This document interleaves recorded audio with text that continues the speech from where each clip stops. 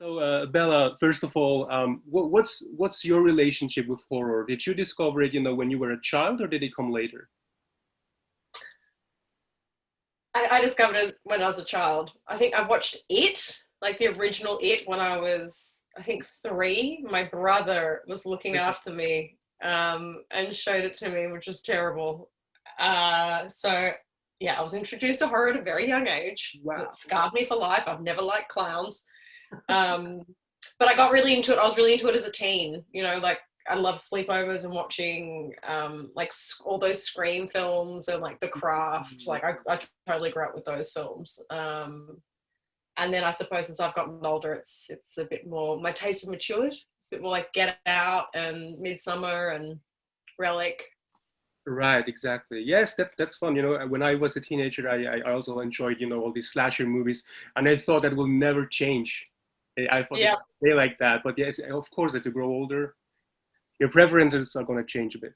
yeah. But would you say that making horror movies is more fun than watching them? I mean, fun.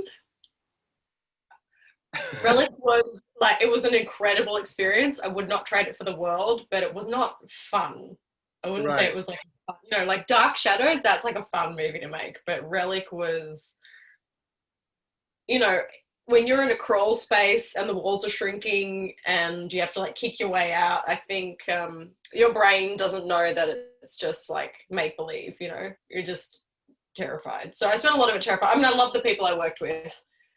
Um, but I think, if you're watching a film, that's just 90 minutes and then you can go and have a beer or something. But Relic, you're living in it for 5 weeks or, yeah, it takes a toll. But also for the audience, that's what I love about horror, because many times you watch movies, and even if you enjoy them, after that you quickly move to something else. But when you watch a really good horror movie that is creepy, it stays with you, and it kind of Mhm. influences the your night and evening. I remember watching horror movies with my brother when he still lived here, and and anytime we watched the creepy one, when he went downstairs, he did it very slowly, checking out each angle, and when he got back up, he did it very fast.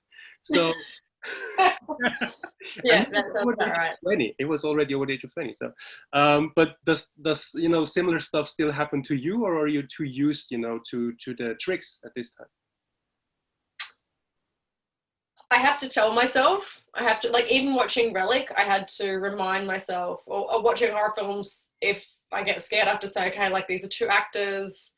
Like Midsummer, I remember I did a TV show with the lead from Midsummer, Jack Rayner, and I remember him telling me about this film that he shot that just sounded insane. And even watching it, I was so freaked out by it. And I had to be like, that's Jack. That's my friend Jack. I've had a drink with him at the pub. He's just an actor. They're just acting. Someone's about to call cut. This is all make believe. I think that's how I kind of cope with them. I have to like forcibly take myself out of it. Right, right. And the great thing about Relic is that you guys had the opportunity to present the movie at Sundance before the world started to change only a few weeks later. So I was wondering, Yeah. yeah, and I mean the movie got picked up there as well. So I was wondering, looking back, how much does it mean to you to have had the chance, to be there in person and to present the movie to the audience with Emily and Robin and Natalie? Oh God, it means everything. I mean, Natalie and I were just texting. She was up for an Australian Directors Guild Award the other night, and I was presenting one of the awards. And we were texting afterwards because I said I was doing press with you tonight and European press, and she said, I wish we could have been there. Like, we would have been at the London Film Festival. Um, there's something so special about being able to represent a film in person, especially something like this, which, so much blood, sweat, and tears went into it. And we all really, like, I genuinely love this film and so proud to be a part of it. So being able to be at Sundance, it was also my first Sundance. And, with people that I love, representing film that I think is like awesome was, it was pretty special. I mean, what I love about this movie is that it really feels incredibly personal. You can totally tell when you watch it that Natalie had her own experiences with her family and her grandmother. Mm. So I was wondering, when you made the movie, did you stick, to the script, or did her experiences have any impact on the way how you portray your character and interact with Emily and also Robin? I think we were pretty faithful to the script, because I think it was all there, and I think that's what brought us all on to the film. You know, Robin and Emily and I all had a similar feeling about it, that the script just blew us away. I don't think much ad-libbing or anything took place. I think it was all just kind of laid out there for us. And for a very long time in the movie, you are dealing with the unknown. You never know 100% if the supernatural stuff is really happening, or if it's the Alzheimer that is making things appear. So is that one of the reasons why you also wanted to be a part of this? You know, the fact that the movie is playing with the unknown, which is something creepy itself. Oh, totally. I mean, the first time I read the script, I wasn't actually certain that it was Alzheimer's. Like, the first time I read the script, I was kind of swept away by the supernatural element more than anything else, and the feeling that it left me with. It's pretty rare that you read a script and you're not quite sure what's going on, and I couldn't stop thinking about it for days. Like, I couldn't stop thinking about it. I couldn't stop talking about it. And I guess that's the thing, you know, when there's something that's unknown, your imagination's going to fill in those gaps. Right. Absolutely. What I personally love about it is that in its core, it really is a family drama, and the horror kind of slowly spreads like a disease itself. And the movie kind of perfectly shows us how important or even crucial it is to really be there for your loved ones until the very end, and to don't deny what's happening, and to really accept what you can't change without running away. Would you agree with that? Oh, definitely. I mean, that's the thing that's so difficult about grief. You know, it's something that we as a society, I don't feel, you know, particularly in Western society, don't deal with or face head on so much. And I think it makes the grieving process more protracted. It makes it more difficult after the person's gone, because the temptation is to hide from what's happening while we still have them, to pretend that everything's okay, and to actually accept what's going on and to process it while that person's still alive. I feel like I